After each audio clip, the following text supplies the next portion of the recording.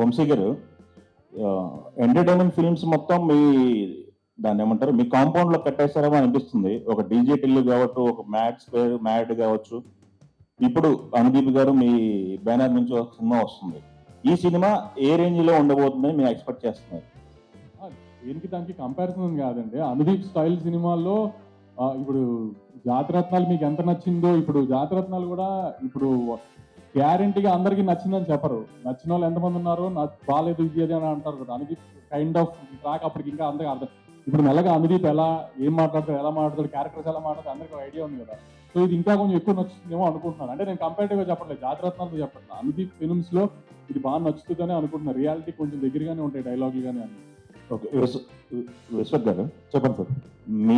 మీరు యాక్టింగ్ మీది ఒక మీటర్ సపరేట్ ట్రాక్ లాగా ఉంటుంది. జమ్ జమ్ వెళ్ళిపోతుంటారు. మీ పర్ఫార్మెన్స్ అంతా ఒక సెటిల్ గా ఉండి పంచులు వేస్తూ నవ్వించాలి అంటే మీరు యాక్టింగ్ విషయంలో కెమెరా ముందు ఏమైనా ఇబ్బంది పడ్డారా? అనుదీప్ గారి జోనర్కి వెళ్ళటానికి ఏమన్నా?